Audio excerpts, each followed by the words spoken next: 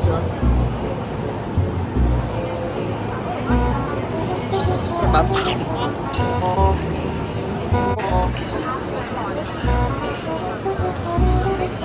Ang sitwasyon ngayon dito sa Melano Central. Madaming tao. Okay ka lang?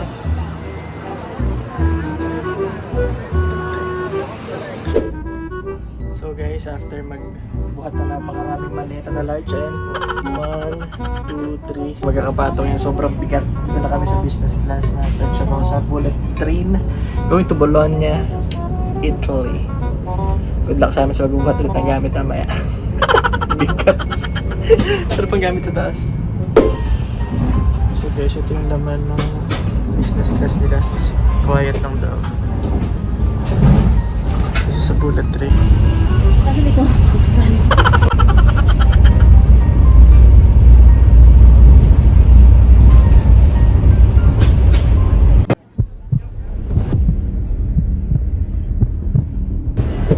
So guys, meron daw strike ngayon going to Ravenna. So lumipat kami to Ferrara. Hoping to catch another train. Nakalipat na kami. Kaya lang, tayo maleta, babay muna. So guys, medyo pawis na ako. Solong-solo namin ang Ferrara station ngayon. Hoping find a Ravenna trip. Meron to, elevator. 3 large na maleta, isang small na maleta. Lipat-lipat kami ng mga platforms dahil dami nakaka-cancel. Pero go pa rin! Let's go! Ready na kami sa cruise! So guys, may biyahe naman dito sa Ferrara na Ravenna ng 4:37. Naghanap kami ng alternative mula sa Bologna. Kaya lang walang Ravenna, nag-strike. So ngayon waiting tayo sa Ferrara Station, Ravenna, 4:37 PM para makaboard sa ating cruise. At tatambay muna kami dito. Buti lang yung bag pwedeng upuan. Lapit na masira. Waiting pa rin kami sa aming train going to Ravenna. Sana may tren na, no? Kasi galing Bologna, naka-strike daw yung Tren Italia going to Ravenna. And may marami pang mga anek-anek na canceled ang going to Ravenna. So sana itong train na to ay tama na sa mga sakyanan namin. Ayun si Commander. Sarap na upo. Yung biyahe namin kanina mula sa Central Milano, success naman, di ba? Ang bilis, on time actually. Late lang 10 minutes pero pagpunta namin dito ay puro cancelato. So good luck sa amin ngayon. Sana meron pang train. Kasi wala ring Uber going to Ravenna. Goodbye. So guys, ngayon nagkaroon pa ng konting misunderstanding. Kasi feeling ko parang pang ano lang ito eh. Pang puno nilang train kasi nga marami nag-strike. So ito supposed to be Bologna station daw yung train na to. Kaya lang na-announce kanina Bologna. Tapos sa ibang way yun. Hindi daw ito ng Ravenna. So yung mga tao nagpuntahan sa harap, nagalit silang lahat, naglakad sila sa harap doon, itong mga to, yung mga yan. Nag-reklamo sila. Ito ba talaga ng Bologna? Kasi pabalik na naman, doon kami galing kanina eh. Pero sa kabutihang palad, ano pala, Ravenna pala tong trip na to. So sana Ravenna nga para magpahinga na tayo. Ilang araw tayo bumabiyahe?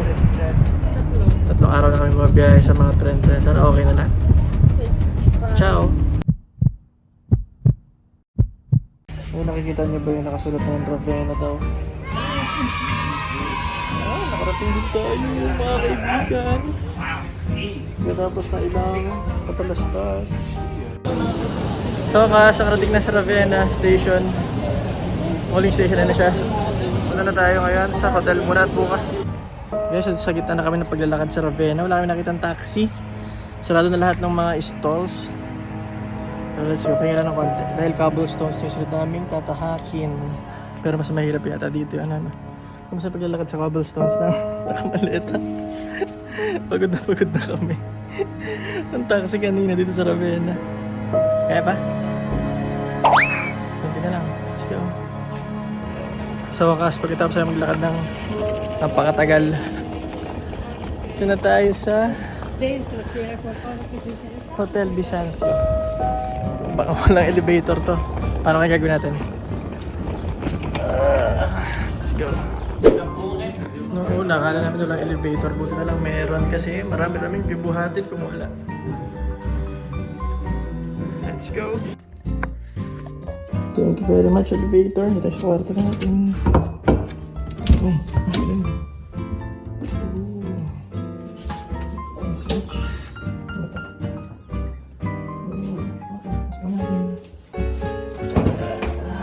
Nice din. Nice din.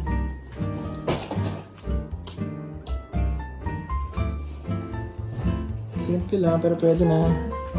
Nakakapagod tong trip to Ravenna natin. Galing Milan. Sobrang daming mga hiccups, pero at long last,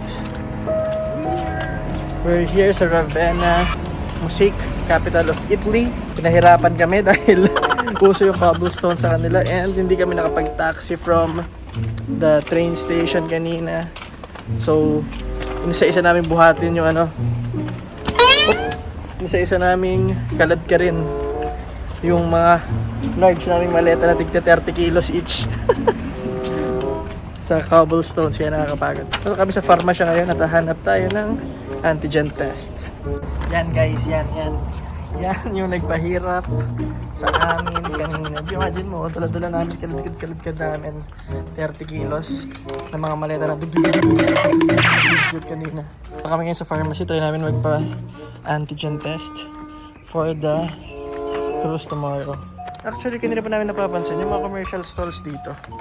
Parang sarado na kagad. Ang aga-aga pa. Sarado na. Kanina pa. Ay, maliwanag lang pala. Kalunggo pala. Walang bakas ng buhay dito sa parte ng to. Okay, so nagbook na kami ng COVID test for tomorrow morning 8:15 rather. So 8 o'clock dapat ready na tayo. Ready na. Lalakad na naman tayo. Lalakad na naman kami.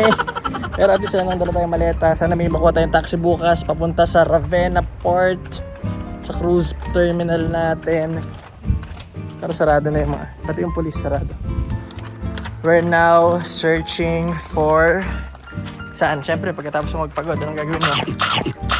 So guys, mula doon nilakad namin kanina. Hindi lang dyan, mula pa doon sa likod pa, sa kabilang kalsada pa. Tapos ito ang sumalubong sa amin. Ito yung nagpahirap sa amin talaga. Masaya ka ba dyan? Cobblestones. May leaning tower doon sa di kalayuan. Lapitan natin namaya. Gusto ko daw niya ng shake.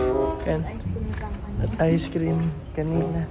Sarado pa rin yung mga tindahan. Pero may mga nadaanan naman kami kanina. So medyo papalapit na tayo. Di alam kung structurally safe and sound ba tong structure na to. Ayos tayo, picture mamaya. Bahala na. Naka-ano na siya. Nakalin na siya. Oo. Okay, so ito isang plaza dito sa Ravenna. Ayan, dito pala yung mga tao. Saan tayo nagpupunta eh. So guys, yun naman kung gaano ka laid back dito sa Ravenna. After namin mapagod ng pagkatagal-tagal magbuhat ng maleta, syempre anong kailangan natin gawin? Okay, sa kanya lahat yan. And sa akin, lasagna. Okay, tikman na natin ng Paano kaya ito? Walang slice? tunay na lasa. O ano? Baka hindi uso talaga dun sa kanila. Nakagating. Oo. Kikitin mo na. Unang bite. Ba't mo ginawa? Lambot eh. Ginawa mong sandwich yung pizza. Lambot ng crust na hindi matigas na. Sarap.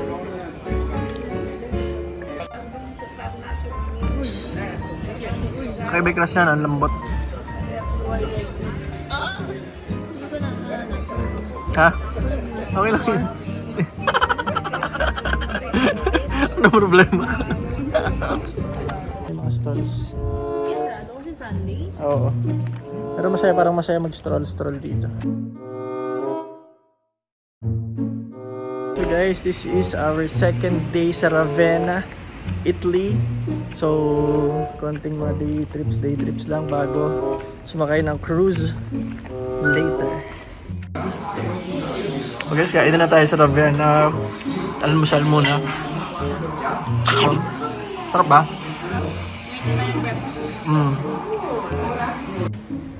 So guys, kukuha na kami ngayon ng aming rapid antigen test sa pharmacy dito sa Ravenna. So guys, nandito kami ngayon sa Ravenna! Nakakahiya kami dito. Tahimik dito eh. So guys, punta tayo ngayon sa Basilica de San Vitale. Nakabili na tayo ng ticket. Ito yun sa likod. Pero silip pa muna tayo dito. Silip daw muna kami sa souvenir. Yan yung papasukin nating cathedral dito. Nag-picture sila. Ito, kung hindi mo may tatanong, ay from Byzantine era. Itong cathedral na to.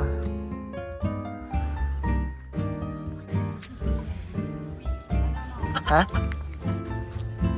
So guys, ito kami ngayon sa Cathedral ng San Vitale sa Ravenna, Italy. Tignan natin kung ano yung gaano kaganda yung mga mosaic daw dito. Go.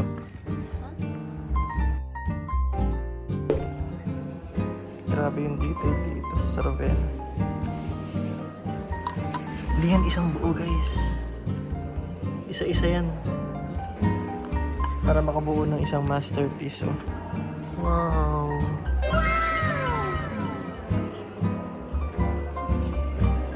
Grabe, ganda.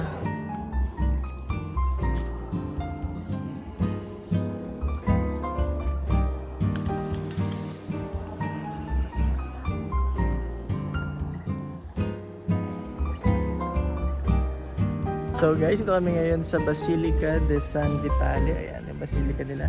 Ganda, ganda sa...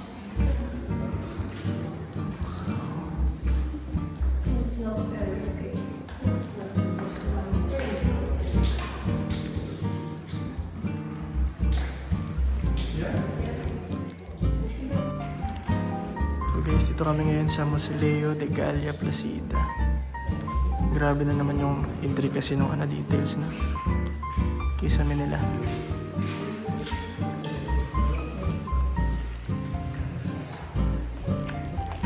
So, meron pa tayong ilang oras? 10 na. Meron pa tayong 30 minutes para mag-explore ng city, tapos empake na naman, tapos mag... So guys, dito kahanap yung baptistery dito sa Ravenna. So guys, ito kami sa Baptistero ni Ioniano. Ito yata yan, Baptistero. Ito yung Baptistero ni Ioniano. Pasok sa loob. Ganda. Mukhang dito nagbibinyagan dati.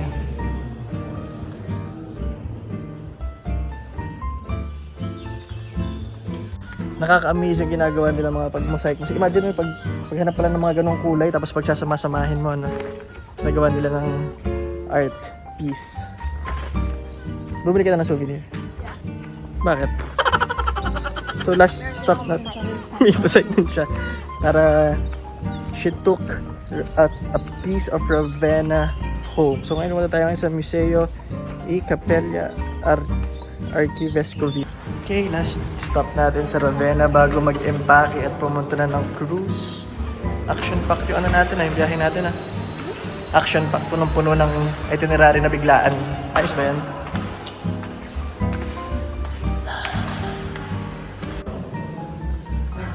It's not white marble.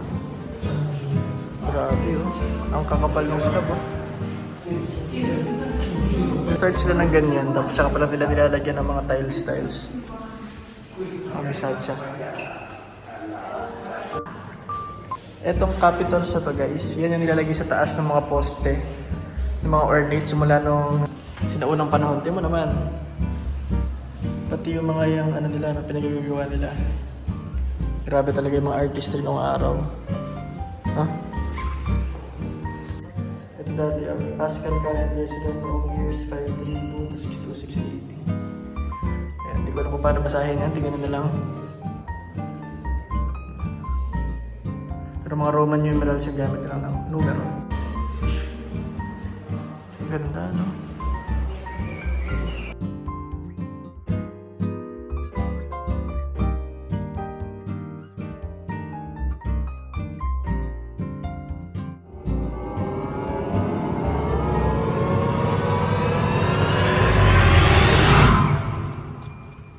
Let's check. Huh?